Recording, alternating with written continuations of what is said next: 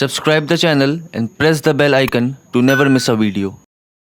اعوذ باللہ من الشیطان الرجیم بسم اللہ الرحمن الرحیم سیقول الصفاء من الناس ما ولاهم عن قبلتهم التي كانوا عليها قل للہ المشرق والمغرب یہدی من یشاء الی صراط مستقیم۔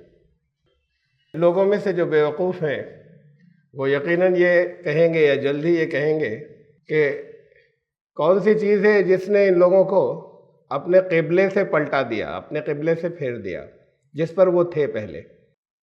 کہہ دو کہ مشرق و مغرب سب اللہ ہی کے ہیں، اور جو چاہتا ہے اسے اس کی وہ صراط مستقیم کی طرف، سیدھے راستے کی طرف رہنمائی کرتا ہے۔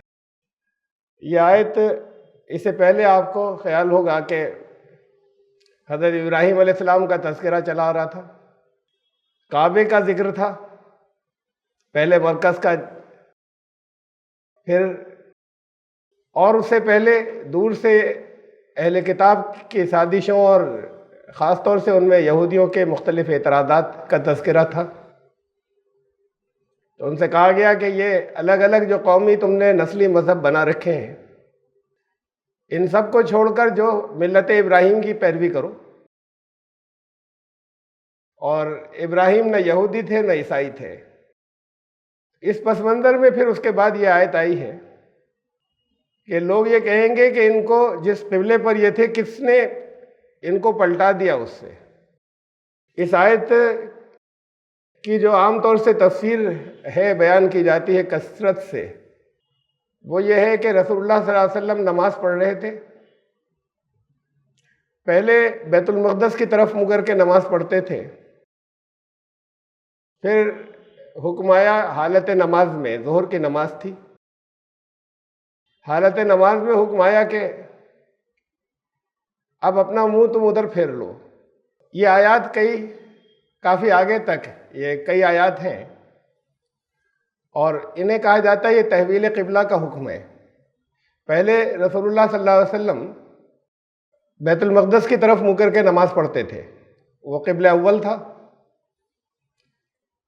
پھر ظہر کی نماز میں یہ حکم آیا ایک دن کہ اب اپنا منہ اس طرف پھیر لو، جہاں کہیں بھی ہو تم اپنا منہ بیت الحرام کی طرف، مسجد الحرام کی طرف کر لو۔ تو حالت نماز میں ہی قبلے کی تبدیلی کا حکم آیا اور اپنا منہ اس طرف مڑ لیا۔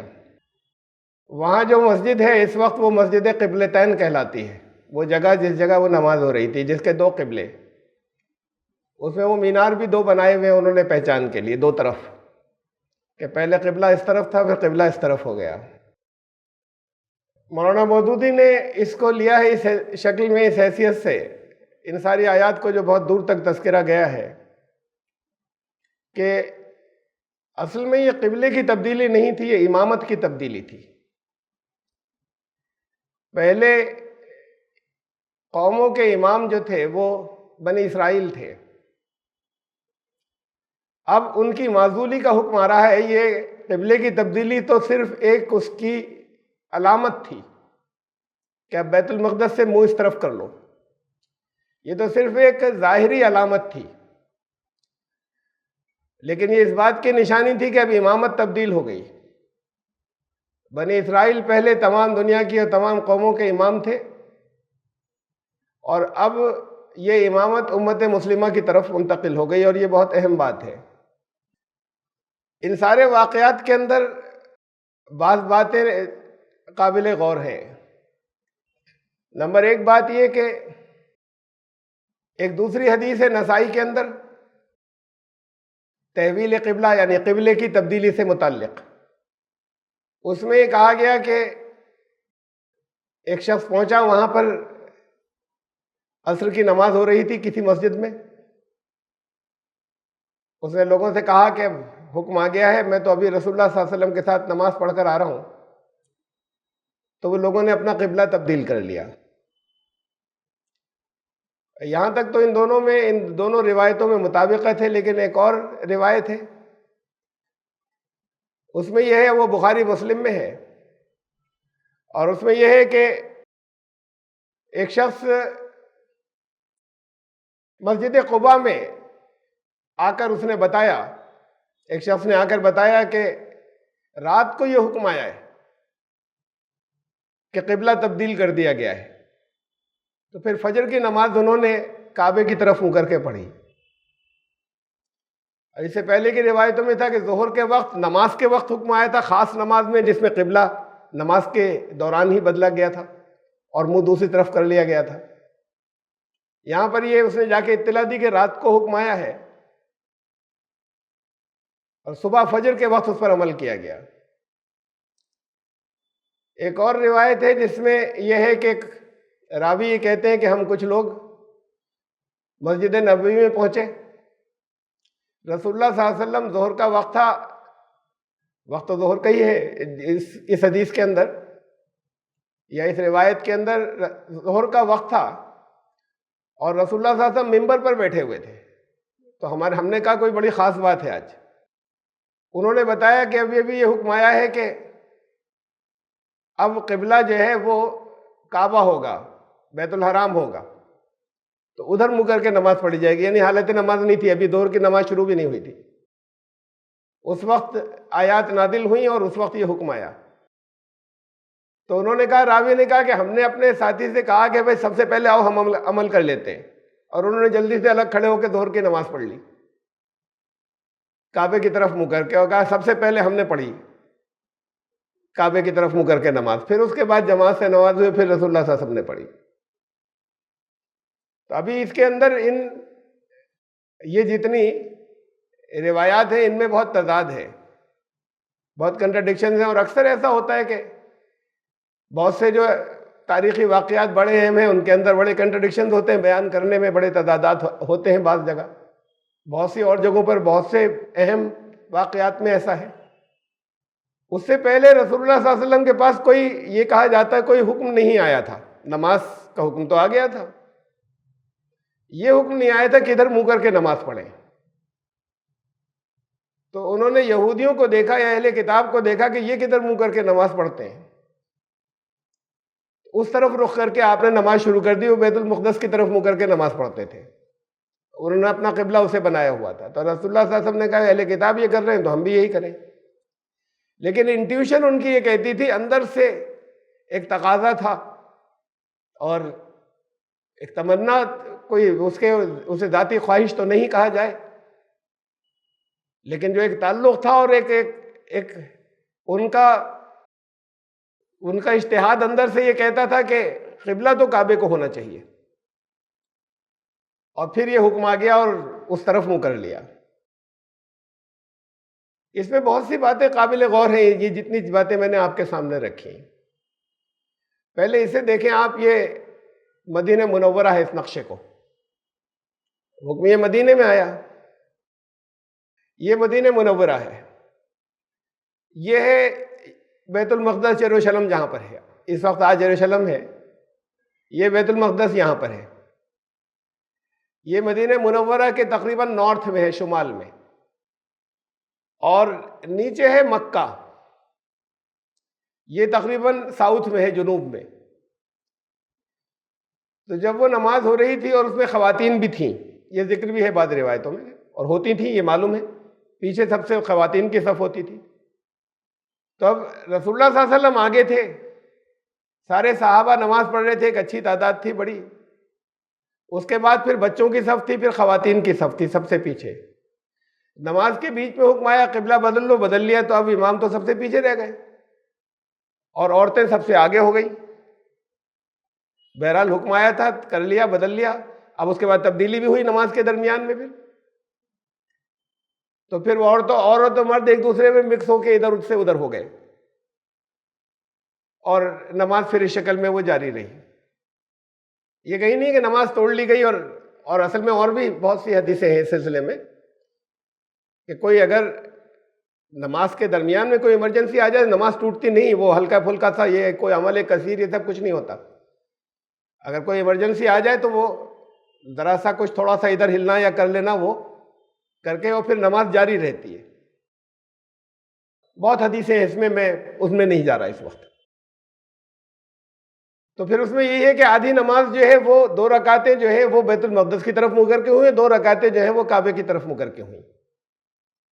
یہ بہت وضاحت ہے یہاں پر موجود، تو یعنی نماز نہیں توڑی گئی، اور پھر وہ نماز کے دوران میں عورتیں مردیں مکس ہو کے، ظاہر ہے آگے پیچھے گئے ہوں گے، یہ تفصیل تو نہیں ہے، لیکن یہ اس سے واضح ہے کہ اب امام پیچھے رہ گئے، حضور صلی اللہ علیہ وسلم پیچھے رہ گئے، وہ بچے آگے ہو گئے، وہ عورتیں آگے ہو گئیں سب سے، تو پھر اس کے بعد وہ پیچھے ہٹیں اور پھر یہ لوگ آگے گئے ہوں گے، پھر اس کے بعد آپس میں مکس اپ ہو کے اور پھر اس کے بعد نماز ہوئی۔ یہ اپنے آپ میں کوئی بے حکم جو ہے وہ آگے پیچھے بھی آ سکتا تھا نماز کے دوران میں، لیکن بہرحال کوئی بہت اہم بات نہیں ہے ایسی کہ اس کی بنیاد پر یہ کہا جائے کہ نہیں، یہ واقعہ غلط ہے۔ اس سے پہلے رسول اللہ صلی اللہ علیہ وسلم، لیکن اب یہ ساتھ میں یہ ہے موجود تاریخ میں بہت سے مقام کے اوپر اور اس واقعے سے تعلق سے، کہ اس سے پہلے رسول اللہ صلی اللہ علیہ وسلم کا تب بھی جب مکے میں تھے تو ان کا وجدان یہ تھا یا خواہش یہ تھی کہ کعبے کی طرف منہ کر کے نماز پڑھیں،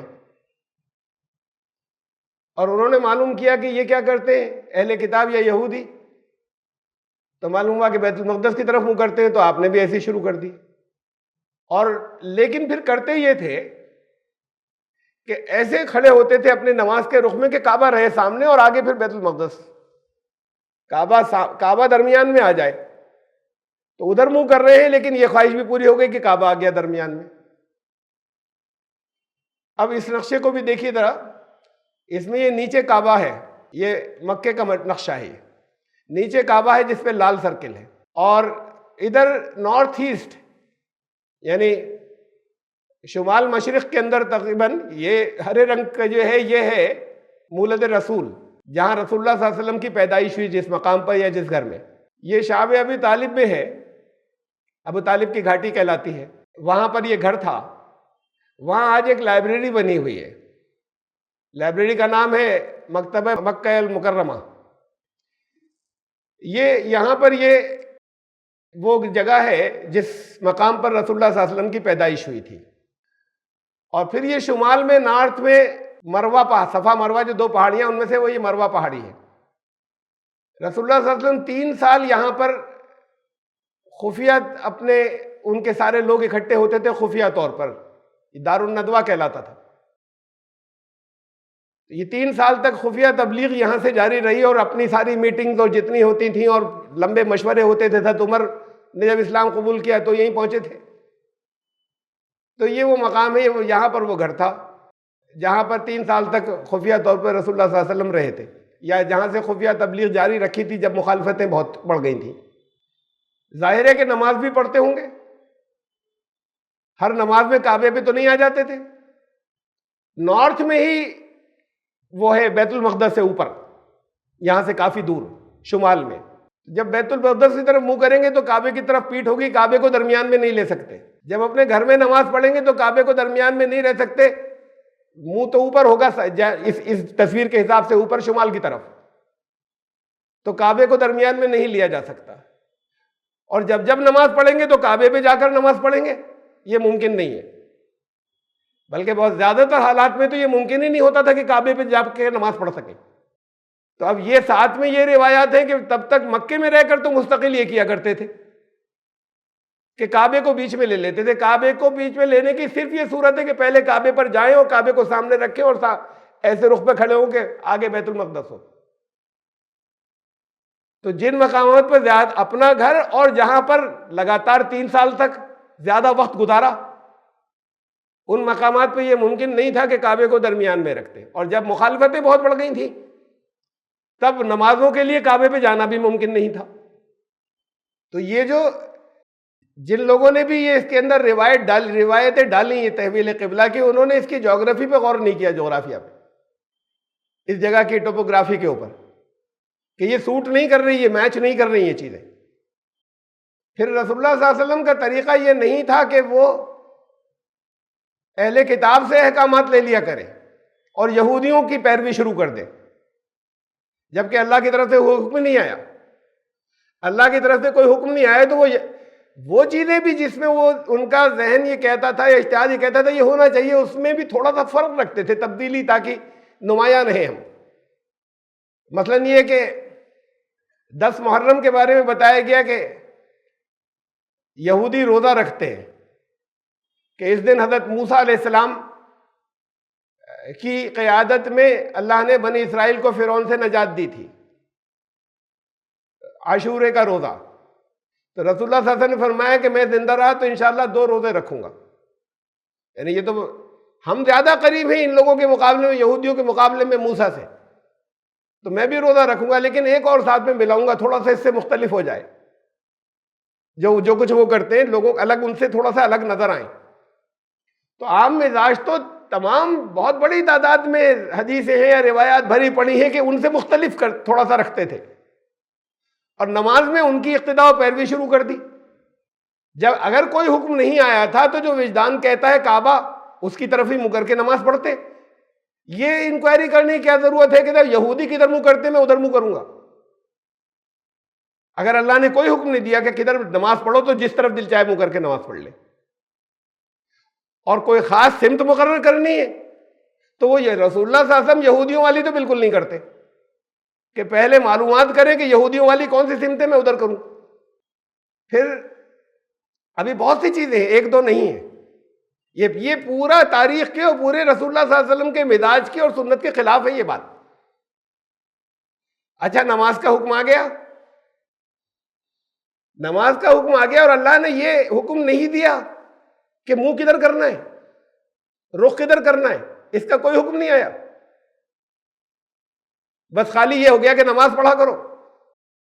نہیں بھی آیا تھا تو رسول اللہ صلی اللہ علیہ وسلم اس بات سے واقف تھے، جانتے تھے، سارا مکہ مشرکین جو ہے وہ اسے مرکز کہتے تھے، اور یہ کہتے تھے کہ حضرت ابراہیم علیہ السلام کے زمانے سے چلا آ رہا ہے، اور رسول اللہ صلی اللہ علیہ وسلم خود کو ملت ابراہیمی پر کہتے اور سمجھتے تھے۔ تو یہ بات تو عام تھی، کامن نالج تھی کہ حضرت ابراہیم علیہ السلام کا تعمیر کیا ہوا ہے، یہ مشرک بھی جانتے تھے اس دور کے۔ کعبے کا طواف کرتے تھے، غلط طریقے سے کرتے تھے، بہت سے ننگے ہو کے کرتے تھے، بہت سے قرآن کے اندر ہے کہ سیٹیاں بجاتے تھے، طرح طرح کی آوازیں نکالتے تھے، لیکن کعبے کی مرکزیت تو دور دور تک کے علاقے میں تھی کہ جب رسول اللہ صلی اللہ علیہ وسلم کی پیدائش سے پہلے بھی وہ ابرہہ اپنا لشکر لے کر آیا تھا تو وہ اس لیے آ رہا تھا کہ وہ اپنا ایک گرجا بنانا چاہتا تھا، یہ بہت بڑا سینٹر بن گیا تھا، ایک ٹریڈ سینٹر بن گیا تھا، دور دور سے لوگ یہاں آتے تھے، ایک تجارت کا مرکز بن گیا تھا۔ تو اس نے کہا کہ میں کچھ کروں گا تو ادھر آئیں گے نہیں، یہ تو یہی رہے گا، تو پہلے اسے ڈھانا ضروری ہے، وہ میرے گرجا کی طرف متوجہ نہیں ہوں گے۔ تو وہ جو یمن سے چلا تھا وہ اس نیت کے تحت کعبے کو ڈھانے چلا تھا۔ تو کعبے کی شہرت اور مرکزیت اور سینٹرل پلیس ہونا تو سارے عرب کے اندر مشہور تھا کہ مرکز یہ ہے۔ تاریخ میں وہاں پر بیت المقدس کا تو کہیں نام بھی نہیں تھا۔ تو جب یہ علم میں ہے کہ حضرت ابراہیم علیہ السلام کے زمانے سے یہ چلا آ رہا ہے، حضرت ابراہیم، اور مکے میں مشرکین تک کی زبان پہ یہ تھا کہ حضرت ابراہیم کا مرکز ہے، اور کوئی اللہ نے حکم نہیں دیا تب بھی ادھر منہ کر کے نماز پڑھتے۔ اگر حکم ہی اللہ کی طرف سے آ جاتا کہ بیت المقدس کی طرف منہ کرو، تب تو یہ تھا کہ دل میں یہ ہوتا کہ دل تو یہ چاہ رہا ہے کہ ادھر منہ کرے، لیکن اللہ کا حکم ہے ہم ادھر کر رہے ہیں۔ لیکن یہودیوں کی تقلید میں وہاں شروع کر دیا، یہ جانتے ہوئے کہ یہ حضرت ابراہیم کا مرکز ہے، اسے جانتے ہوئے پھر یہ شروع کر دیا۔ یہ سب چیزیں جو ہیں یہ اس کے خلاف جاری ہیں، جتنی روایات ہیں جن میں آپس میں نے آپ کو یہ بتایا ٹکراؤ بھی ہے، کب کس وقت آیا حکم، کیسے آیا۔ ایک اور بہت اہم بات، ساری تاریخ کو اٹھا کر دیکھ لیجئے اور سارے حدیثوں کے ذخیرے کو اٹھا کر دیکھ لیجئے، مسجد قبلتین نام کی مسجد صرف اس روایت کے معاملے میں ملے گی، باقی اس مسجد کا کوئی ذکر نہیں کہیں۔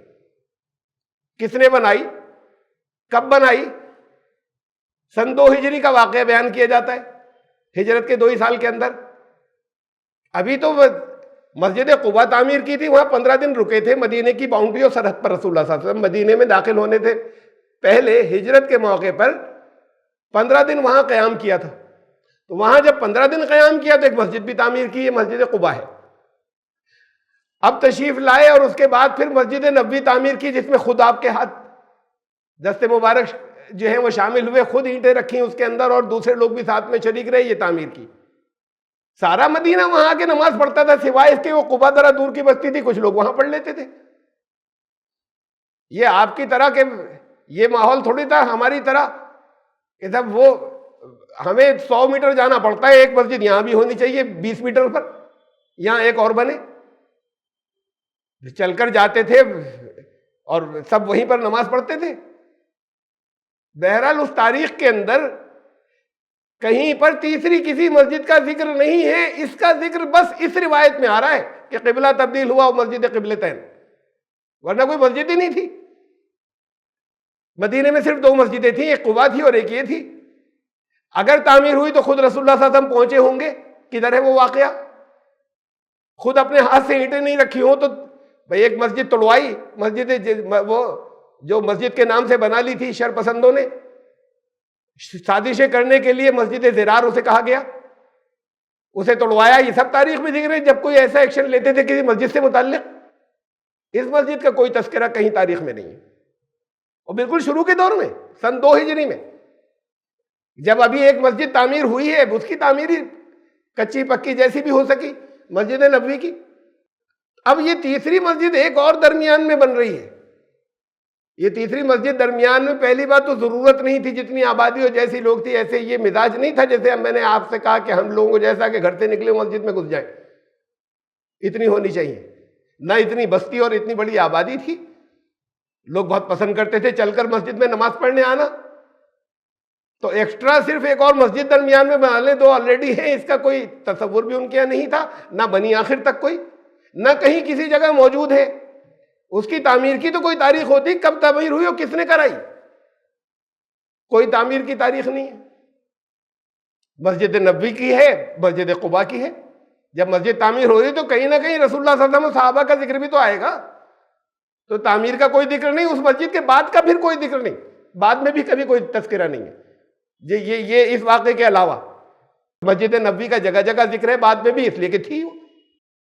اب یہ ایک نئی مسجد بالکل اس روایت کی وجہ سے ایک نئی مسجد کا ایک ذکر آیا، بس اسی روایت کے اندر، اس کے علاوہ اور کہیں نہیں۔ اسلام کے 4 بنیادی ارکان ہیں ایمان کے بعد، کلمہ لا الہ الا اللہ کے بعد پھر 4 بنیادی ارکان ہیں عمل والے، اعمال والے: نماز، زکوٰۃ، روزہ، حج۔ یہ بنیادی ارکان کا مطلب بیسک پلرز، یہ خود دین نہیں ہے، دین کی عمارت ان پر کھڑی ہوئی ہے، ان میں سے ایک بھی ہٹے گا تو دین نہیں رہے گا، لیکن خود اصل عمارت نہیں ہے، لازمی ہے، یہ لازمی ستون ہے، یہ ارکان ہیں اسلام کے۔ اسلام ہر نبی کا دین تھا۔ تمام علماء اس بات کو مانتے ہیں کہ نماز ہر شریعت میں تھی، پوری امت میں اتفاق ہے اس پر۔ روزے ہر شریعت میں تھے، یہ قرآن میں بھی ہے، نماز کا بھی بات قرآن میں ہے۔ حضرت موسیٰ نے کہا اقیم الصلاۃ لذکری، صلاۃ قائم کرو، نماز میری یاد کے لیے، ان کو حکم ہوا۔ جب بستی میں رہتے تھے تب کہا کہ یہ اپنے گھروں کو یا اس وقت اپنے قبلے و مسجدیں بنا لو۔ تو نماز ہر شریعت میں تھی، روزہ ہر شریعت میں تھا۔ کتب علیکم الصیام کما کتب علی الذین من قبلکم، قرآن نے کہا تم پر روزے فرض کیے گئے، پچھلے لوگوں پر بھی فرض کیے گئے تھے۔ زکوٰۃ ہر شریعت میں تھی، اس پر بھی اتفاق ہے سارے علماء کا۔ صرف یہ کہ حج کو چھوڑ دیا گیا کہ حج نہیں ہے ہر شریعت میں، اسلام کا ایک رکن، اور اسلام ہر نبی کا دین تھا، تو پھر حج بھی ہر نبی کرتا تھا یا ہر نبی نے کیا۔ یہ 4 بنیادی ارکان ہیں، یہ غائب ہے۔ پھر یہ کیا کرتے تھے بھائی؟ اگر حج کرتے تھے تو کوئی اپنا ایک قبلہ اور بنا لیا تھا، بیت المقدس کا کرتے تھے، جو انبیاء بھیجے گئے وہ بیت المقدس کا حج کرتے تھے۔ کہیں اس جگہ کا کوئی ذکر ہے کہیں پر کہ بیت المقدس کا حج کرتے تھے؟ کوئی تذکرہ کسی حدیث میں ہو کہ بھائی انہوں نے حضرت سلیمان علیہ السلام نے اور اس کے بعد حضرت ایوب نے، حضرت یونس نے بیت المقدس کا حج کیا؟ کسی جگہ کوئی نام تو آئے؟ تو حج غائب سرے سے ہے ہی نہیں، کہیں ہے حج کا تذکرہ۔ قال انی ارید ان انکحک احدی ابنتی ہاتین علی ان تأجرنی 8 حجج۔ حضرت موسیٰ علیہ السلام جب بستی سے فرار ہو کر چلے گئے، ایک شخص ان کے ہاتھوں اس کا قتل ہو گیا غلطی سے، اور وہ اس لیے کہ یہ نبوت سے پہلے کی بات ہے، تو وہ وہاں مدین پہنچے۔ وہاں پھر وہ واقعہ ہے، اب پیچھے گزر چکی، چونکہ بہت سی صورتوں میں اس کی تفصیل آپ لوگوں کو معلوم ہے کہ وہاں جو 2 لڑکیاں تھیں جن کا پانی انہوں نے بھر دیا، پھر انہوں نے گھر جا کر کہا، والد نے لڑکیوں کے بلایا تو انہوں نے بتایا کہ میں بستی چھوڑایا ہوں، میرا کوئی ٹھکانہ نہیں ہے، کہیں کھانے پینے کا بھی کچھ نہیں ہے، کہا رہو یہاں پر، میری ملازمت کر لو، اور اپنی 2 لڑکیوں میں سے ایک کا تم سے نکاح کر دوں گا، بشرطے کہ 8 حج کی مدت تک تم یہ کام کرو۔ حج کہتے ہیں حج کو، آپ تو لفظ حج بولتے ہیں نا، قرآن شریف میں لفظ حج،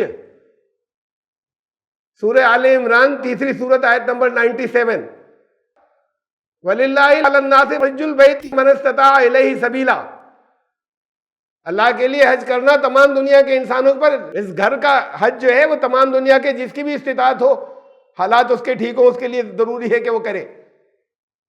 تو یہ حج کی جمع ہے حجج، چونکہ وہ سال کے سال ہوتا تھا، بڑی دور تک مشہور ہے یہ حج، اس لیے ہے کہ دوسرے اور نبی بھی دوسرے تو علاقوں سے آتے ہیں، اب یہ تو تمام صحرا پار کر کے اور دریا پار کر کے اور سمندر پار کر کے یہ علاقہ جو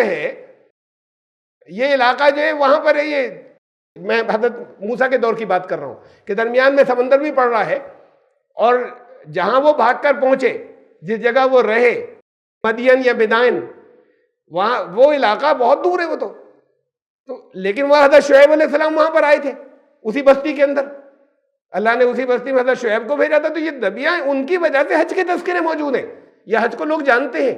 حج چونکہ سال کے سال ہوتا تھا تو اس لیے سال کے لیے لفظ حج استعمال ہونے لگا، تو اکثر ترجمہ کرنے والوں نے اس کا ترجمہ لکھا ہے 8 سال حجج کا، یہ سال نکلا اسی سے، اس کا ترجمہ سال بنا اسی سے، حجج سال کے معنوں میں یوز ہونے لگا، یہ حج سے، اس لیے کچھ ترجمہ کرنے والوں نے اس کا ترجمہ یہ بھی کیا ہے 8 حج کی مدت،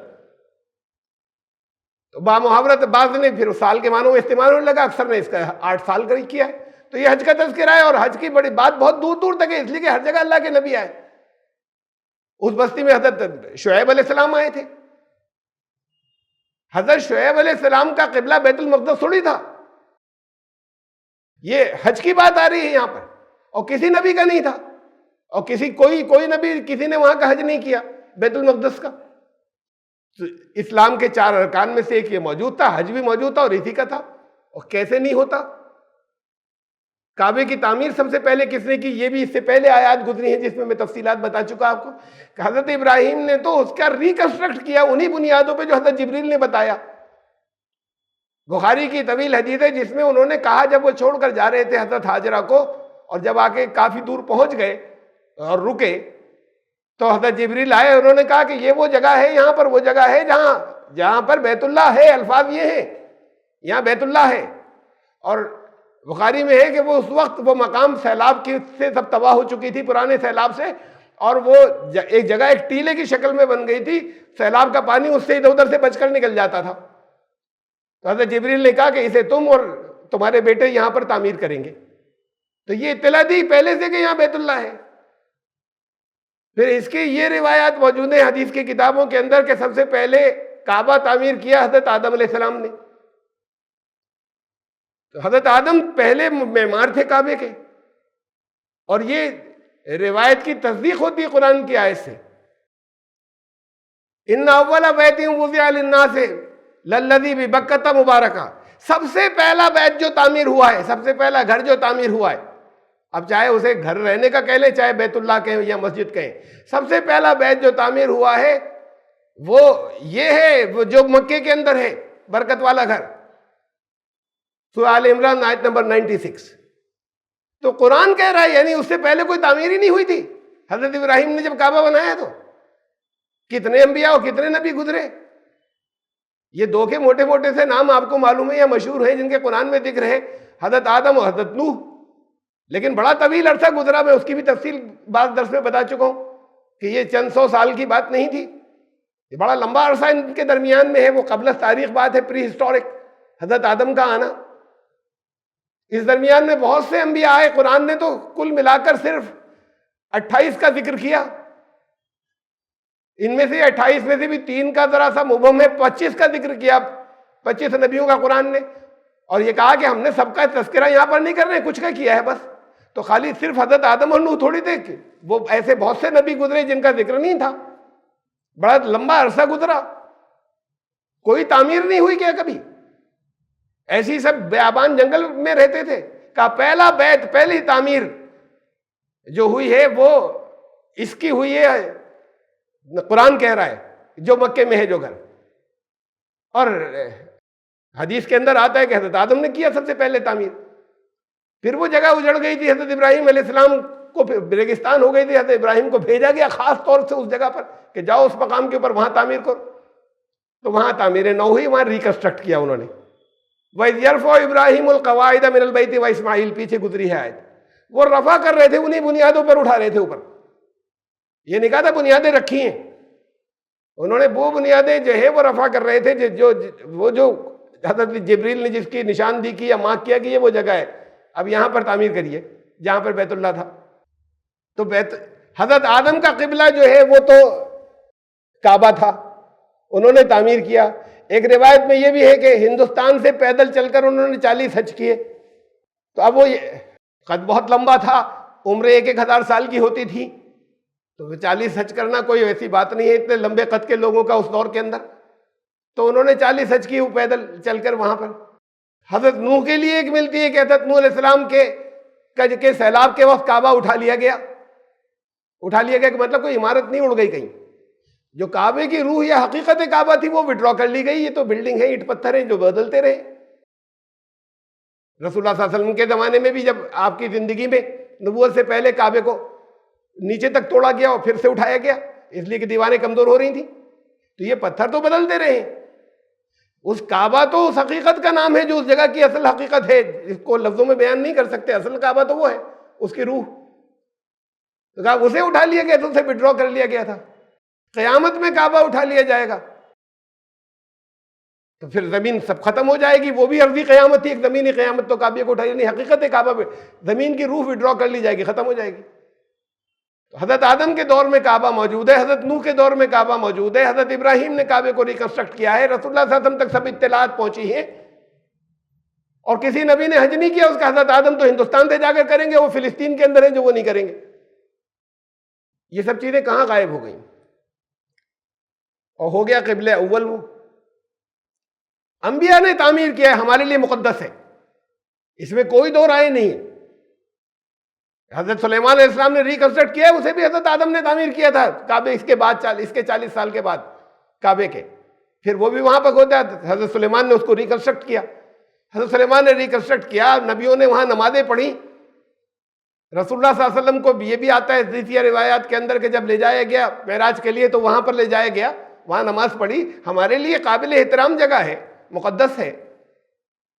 لیکن قبلہ اول کیسے ہو گیا؟ پھر قرآن نے کسی جگہ کہا، کسی ایک مقام پر. اس کی تشریح میں تو لوگ مان رہے تھے. کہیں قرآن نے کہا اللہ نے پہلے یہ حکم دیا تھا کہ ادھر منہ کر کے نماز پڑھا کرو؟ کہیں نہیں ہے، کہیں نام ہی نہیں ہے. قبلہ اول ہو گیا. جب قرآن کہہ رہا ہے سب سے پہلے تو تعمیر یہ ہوا تھا، ان اول بیت وضع للناس للذی ببکۃ مبارکا، وہ برکت والا گھر جو سب سے پہلے تعمیر ہوا ہے وہ یہ ہے، وہ ہے جو مکے میں ہے. تو قبلہ اول کون سا ہوا بھائی؟ اگر دوسرا کوئی ہوتا بھی تو پہلی بات تو کسی اور کے قبلے کا کوئی نام قرآن میں نہیں ہے. لیکن پھر قبلہ اول تو وہ ہوا. اگر اسے بات کو مان بھی لیا گیا جائے تو یہ قبلہ دوم ہوگا، بیت المقدس. وہ قبلہ اول، یہ قبلہ دوم ہو گیا.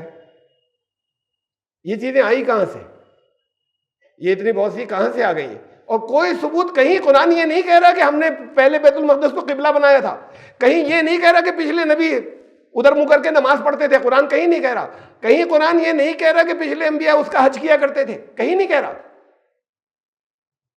اور ہم یہ سب چیزیں آ گئی ہمارے پاس کہ رسول اللہ صلی اللہ علیہ وسلم نے یہودیوں کی پیروی کرتے ہوئے ادھر منہ کرنا شروع کر دیا. یہ معلوم ہوتے ہوئے کہ حضرت ابراہیم کا یہ قبلہ یہ تھا، یہ پتہ ہوتے ہوئے اللہ کا حکم آیا نہیں تھا کوئی. تو یہ چیزیں ہمارے ہاں جن لوگوں نے اور بہت سی چیزیں اس میں شامل کر دی ہیں اور ڈال دی ہیں، سب غلط نہیں ہے. میں کبھی اس سے کوئی یہ نتیجہ نہیں نکالے. میں تو کتنی حدیثوں کا حوالہ دیتا ہوں مختلف موقعوں پہ. لیکن بہت سی چیزیں ان کتابوں کے اندر جس دور کے اندر شامل کی گئیں، قرآن میں نہیں کر سکتے تھے تبدیلی، اور چیزوں کے اندر کرنے سے روکا نہیں جا سکا. جن کے ہاتھ بہت لمبے تھے، جنہوں نے سازشیں کی. تو جنہوں نے یہ چیزیں اس کے اندر ڈالی وہ لوگ ہیں جو یہ چاہتے تھے الزام لگانا کہ دیکھو یہ پہلے مدری منہ کر کے نماز پڑھتے تھے، اللہ نے قبلہ ان کا وہ بنایا ہوا تھا، انہوں نے اپنے مکے کو سے محبت کی خاطر ایسی چیز گڑھ لیا، پھر ادھر منہ کر لیا۔ اس کی ایک اہمیت جو ہے وہ اس شکل میں آ جائے سب کے اس کے اندر کہ یہ تھا اصل قبلہ تمہارا، اور یہ تو انہوں نے چینج کر لیا تھا اپنی پسند سے بات کو۔ ان لوگوں نے یہ جگہ جگہ کر کے ڈالی۔ جانتے ہیں آپ کہ کیا کیا چیزیں ہیں؟ دنیا کی کوئی چھوٹی سے چھوٹی چیز ایسی نہیں ہوگی، باریک سے باریک جو آپ کے علم میں نہیں ہو، آپ گوگل پہ سرچ کریں آپ کو مل جائے گی۔ آپ کو گوگل کے اوپر یہ نہیں ملے گا کہ مکہ جو ہے وہ کبھی مرکز تھا، یا مکہ کوئی بہت اہم شہر تھا کبھی تاریخ کے اندر، ان کا تھوڑے دن پہلے سے تھا حضور سے، اس سے پہلے کہیں نہیں ملے گا، سب غائب کر دیا۔ اب اس کے بعد مسلمان کھڑے ہوئے ہیں، ان سے کہلوایا جا رہا ہے جگہ جگہ کہ کعبہ پرانی جگہ نہیں تھی کوئی۔ یہ جو کہہ رہے ہیں نا اولا بیتن، پہلا یہ بیت المقدس کو کہا جا رہا ہے، یہ مسلمان کھڑے ہو کے کہہ رہے ہیں قرآن کی، لیکن تاریخ میں یہ پرانا شہر مرکز نہیں تھا، یہ تو تھوڑے دن پہلے سے مکے کے ادھر ادھر کے لوگ آ جاتے تھے، بلکہ کہہ رہے ہیں کہ تاریخ میں مکے نام کا شہر ہی نہیں تھا، بڑے بڑے اہم شہر تھے، طائف تھا، یہ تھا، مدینہ تھا، یہ سب تو تھے، مکے نام کا کوئی شہر نہیں تھا پہلے کبھی۔ تو یہ ساری سازشوں کے حصے جس میں سے یہ سارا یہ غائب کر دیا گیا، غائب کرنے کے بعد اب مسلمانوں کو کھڑا کیا گیا جگہ جگہ۔ مسلمان نام کے لوگ ہیں جو یہ باتیں کر رہے ہیں کہ وہ کچھ نہیں، یہ تو بیت المقدس ہی تھا اوریجنل، وہ قربانی بھی وہیں پر ہوئی تھی، حضرت اسحاق کی ہوئی تھی، حضرت اسماعیل کی نہیں، تو وہیں پر ہوئی تھی، اور سارا مرکز وہی تھا۔ یہ مکہ تو یہ محمد صلی اللہ علیہ وسلم انہوں نے بات کو بنایا کر، کوئی حضرت ابراہیم کے دور سے یہ شہر ہی نہیں تھا یہ، یعنی قرآن اسے بکہ کہہ رہا ہے، مکہ کہا بھی نہیں ہے۔ وہاں پر وادی بکا ہے، جہاں پر ویلنگ، وال آف ویلنگ، جہاں وہ یہودی روتے ہیں ان کا، اسے کہا ہے۔ تو یہ چیزیں جو ہے یہ کچھ مسلمانوں کو جگہ جگہ کھڑا کیا گیا، بہت بالکل ایک نئی کچھ چیزیں لے کر جو سب ادھر لے کر جائیں، سارا تقدس مقدس مسلمانوں کا کہیں رسول اللہ صلی اللہ علیہ وسلم کو ہٹانے کی کوشش ہو رہی ہے کہ ان کو ہٹا دو، قرآن کو تو نہیں بدل سکتے، اس میں کچھ ڈال نہیں سکے، تاریخ کو جگہ جگہ غائب کیا ہے۔ تاریخ کو غائب کرنے کا حصہ یہ بھی ہے کہ یہ سب نشانات مٹائے جا رہے ہیں، کچھ پرانا نہیں چھوڑا جائے، اگلے لوگ بھول جائیں گے ساری چیزیں، آگے آنے والے۔ کہاں خندق تھی، کیا تھا؟ میری والدہ گئی تھیں حج کرنے 1987 میں، تو وہ خندق دیکھ کر آئی تھیں، جنگ خندق۔ میں 88 میں گیا تھا، اگلے سال تو نہیں تھی، وہاں کار پارکنگ تھا 1988 میں۔ لوگ آرکیولوجی کے نام پر اپنے نشانات کو باقی رکھتے ہیں۔ بات اس کی نہیں ہو رہی کہ مذہبی عقیدت، اس سے ایک تاریخ ملتی ہے ہمیں، بعد کے آنے والوں کی تاریخ ختم ہو جاتی ہے۔ پھر یہ سب چیزیں تعمیر کس نے کی ہیں؟ ان کے پاس تو کوئی ایکسپرٹیز ہے نہیں، باہر سے آتے وہی نقشے بناتے ہیں۔ کوئی چپا ایسا نہیں ہے مکے اور مدینہ منورہ کا جس کو کھودا نہیں جا چکا، تو کوئی اگر اہم ڈاکومنٹ کہیں کچھ مل سکتے تھے پرانے تو یہ وہ علاقہ تھا جہاں ملتے، اب نہیں ملیں گے۔ وہ کانکریٹ کا جنگل کھڑا ہو گیا، بڑے عالیشان عمارتیں پرانے۔ یہ کیا کر رہے ہیں وہاں؟ حضرت عیسیٰ جہاں پیدا ہوئے تھے شہر گلیلی میں، پرانے نکال کر نقشے جو ہسٹری سے جیسے جیسے مل رہا ہے ویسا شہر پھر بنا رہے ہیں۔ لوگ جائیں گے دور سے، کہا کہ اتنی بھیڑ آئے گی، پیدل جائیں گے، لیکن وہ اس نقشے پہ دوبارہ بنا رہے ہیں کہ اپنی ختم ہو گیا، اب دوبارہ بنا رہے ہیں۔ انہوں نے نقشے کو ختم کیا۔ اب اس کے مولد نبی، اس کے بھی سب اس کسی چیز کا حصہ ہے جو چلا آ رہا ہے کہ یہ نشانات کچھ بچنے نہیں چاہیے، غائب ہو جائیں۔ کئی ہزار سال پہ حضرت عیسیٰ سے بہت پہلے کے کاغذات مل جاتے ہیں، وادی قمران کے اندر ملے، حضرت عیسیٰ کے بچپن کے واقعات کی چیزیں جو انجیلوں سے پہلے کی ہیں، اور وہ رول مل گئے، اسے کوئی پڑھ نہیں سکتا تھا، اس جس زمانوں کے اندر تھے وہ غاروں میں ملے، انہیں پریزرو کر لیا گیا، فوراً ملے تو تھے لبنان کے اندر، جلدی سے دنیا کی حکومتیں حرکت میں آئیں، انہوں نے 10 ایک اس کے اندر راک فیلر فاؤنڈیشن جو سب سے بڑے امیر آدمی دنیا کے تھے، انہوں نے کہا ہم اس کے لیے فنڈ دیں گے، اس کو پریزرو کر دیا جائے۔ 10 ملکوں کا ایک وہ بنا جس میں 10 ملکوں اور آرگنائزیشن کا کہ یہ ان سب کی کمبائنڈ ملکیت ہوگی، ان سے لے لیا گیا لبنان سے۔ ابھی یہاں نکلا تھا تو انہی کے علاقے میں نکلا، انہوں نے ڈھونڈا تو ان کا نہیں، یہ ان 10 کا ہے جس میں اسرائیل بھی شامل ہے۔ پھر راکفیلر ان کا پہلے ریسرچ شروع ہوگی، دنیا کے بہت سے سائنٹسٹ کو انہوں نے بے پناہ پیسے خرچ کیے کہ اس زبان کو پڑھ سکیں، وہ اس کی مہارت حاصل کی جائے گی، بڑا عرصہ لگا، پھر وہ زبان پڑھ لی گئی۔ اب اس سے بہت سی چیزوں پہ روشنی پڑتی ہے، جو غلط تصورات تھے وہ ٹوٹتے ہیں۔ تو چیزیں تو اس سے پہلے کی مل جاتی ہیں، جب وہ زبانیں پڑھی جاتی ہیں تو اس دور کے واقعات ہڑپا اور موہنجوداڑو کے دور کی مل جاتی ہیں، اور اس دور کی تہذیب کی اور اس دور میں کیا کیا پیش آیا اس کے ثبوت ملتے ہیں۔ یہاں سب کچھ غائب ہے، ہٹا دیا گیا ہے۔ اب جو چیزیں بیچ میں فٹ کی گئی وہ یہ ہے کہ یہ آپ کا پہلا قبلہ تھا، کہیں قرآن نہیں کہہ رہا اس بات۔ میں آپ کو یہ بتا رہا ہوں ان ساری چیزوں کے خلاف ہے کہ حج ایک رکن اسلام کا غائب ہو رہا ہے، کہیں قرآن کہہ نہیں رہا کہ وہ ہے۔ ہاں یہ کچھ روایتوں میں جب آ گیا کچھ روایتوں ہم نے کہا یہ تو بالکل قرآن کی طرح ہے، یہ تو بالکل ہمارے ایمان کی بات ہو گئی، قبلہ اول وہ تھا، اور نماز کے بیچ میں ایسے تبدیلی ہو گئی تھی۔ اب کوئی کہہ رہا ہے اس کے اندر کہ نماز کے بیچ میں ہوئی تھی، کوئی کہہ رہا ہے کہ نہیں دوہر کے وقت حکم آیا تھا، کوئی کہہ رہا ہے رات میں حکم آیا تھا، اور پھر وہاں پر جا کے اطلاع کر دی تھی مسجد قباء میں، وہاں پہ صبح میں لوگوں نے عمل کیا، حکم رات میں آیا تھا۔ تو یہ سب تضاد جو ہے یہ اپنی جگہ پر، لیکن جغرافی ثابت نہیں کر رہی کہ رسول اللہ صلی اللہ علیہ وسلم ادھر منہ کر کے پڑھ لیتے تھے، رسول اللہ صلی اللہ علیہ وسلم کبھی ان کی پیروی کر ہی نہیں سکتے تھے جب ان کو چوائس ملتی تو، اور اللہ کا حکم بھی نہیں آیا تھا جیسے دل چاہے کر لو، تو ابراہیمی قبلے کو جانتے تھے وہ۔ یہ سب چیزیں جو ہے اس کو غلط ثابت کر رہی ہیں، جو پوری ایک امت کا ایک ایمان بنا ہوا ہے کہ وہ قبلہ اول وہ مقدس ہے، انبیاء کا تعمیر کی ہوئی مقدس مسجد ہے، لیکن قبلہ نہیں۔ قبلہ تو ایک رہے گا، قبلہ معمولی بات نہیں ہے، قبلہ کبھی نہیں بدلے گا۔ لفظ تحویل قبلہ کہیں آیا ہی نہیں، قبلہ کبھی نہیں بدلے گا۔ قبلہ ایک مرکز پر بنایا گیا ہے، وہ زمین کا مرکز ہے، زمین کے نافذ زمین پر ہے، وہ وہاں سے نہیں ہلے گا۔ یعنی ساری پوری ایک جغرافی ہے، پورا ایک اس کے پیچھے ایک سینٹر کہا مدینہ کے زمین کے اوپر شروع میں ایک جھاگ اٹھا تھا، بیضاء علی الماء، جب پانی تھا یہاں پہ، جب لیکوڈ تھا سارا، جب سولیڈیفائی زمین نہیں ہوئی تھی، ٹھوس نہیں بنی تھی، اس وقت کی بات ہے، تو سب سے پہلے یہ جھاگ تھا، سب سے پہلے یہ جگہ سولیڈیفائی ہوئی تھی، یہ نرو سینٹر ہے، یہ مرکز ہے، یہ نافذ زمین ہے۔ قبلہ کیوں بدلے گا نافذ زمین سے؟ ساری دنیا کی سارے عالمگیر ان کے لیے جس کو قبلہ مقرر کیا ہے وہ جگہ ہے جو نافذ زمین ہے، وہ نافذ زمین نہیں بدل کے وہاں نہیں جائے گی یروشلم میں، کہ پہلے وہاں چلی گئی پھر ادھر کو آ گئی۔ اب آگے میں اس آیت کے اوپر آتا ہوں، یہ اس لیے کہ اس کے اندر اس سارے ان چند روایات جن کے اندر کنٹراڈکشن اور تضاد ہے، اس کی بنیاد پر سب امت کا ایک عقیدہ بن گیا ہے، اور اس کی روشنی میں ساری تشریح لوگوں کی آگے ان آیتوں کی چلی ہے۔ اب میں اس آیت کو لیتا ہوں دوبارہ، سَيَقُولُ السُّفَهَاءُ مِنَ النَّاسِ، اب بیوقوف لوگ جو انسانوں میں ہیں وہ یہ کہیں گے، مَا وَلَّاهُمْ عَنْ قِبْلَتِهُمُ الَّتِي كَانُوا عَلَيْهَا، جس پر یہ پہلے قبلے پر تھے کس نے انہیں اس سے پھیر دیا۔ اب پہلے لفظ قبلے کو سمجھیے، لفظ قبلہ، قبلہ جو ہے وہ صرف اسے نہیں کہتے جدھر منہ کر کے نماز پڑھیں، اسے بھی کہتے ہیں، گول کو کہتے ہیں، مقصد کو کہتے ہیں، اور جب ناموں کا کچھ نہ کچھ جہاں سے کوئی آئیڈیالوجی نکلتی ہے،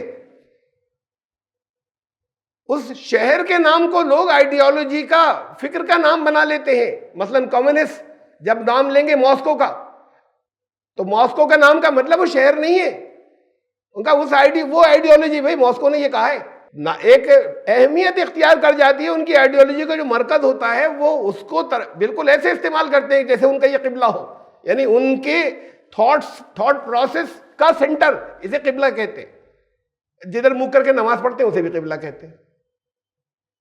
تو اب جب مدینے، پھر آیت کب آئی ہے؟ دیکھیے پیچھے سے چلا آ رہا ہے، یہودیوں کا سارا، یہودی بستیاں مدینے میں تھیں، مکے میں نہیں تھیں، یہودی بستیاں مدینے میں تھیں۔ لوگ کون اعتراض کرنے والے تھے؟ یہودی اعتراض کر رہے ہیں ان کے مطابق، کہ یہودی جو تفسیر جو لوگوں نے کی ہے کہ یہودی یہ اعتراض کریں گے جب تم قبلہ بدل لو گے اپنا، تو یہودی یہ اعتراض کریں گے یہ بیت المقدس سے ہمارے قبلے سے ادھر پھر گئے، کیوں پھر گئے ہمارے قبلے سے ادھر؟ ہمارے قبلے میں تھے پہلے، یہ دیکھ لیجئے اس میں ہمارے قبلے لفظ ہی نہیں آیا، قبلتہم التی، ان کا قبلہ، یہ ان لوگوں کا، ایمان والوں کا قبلہ۔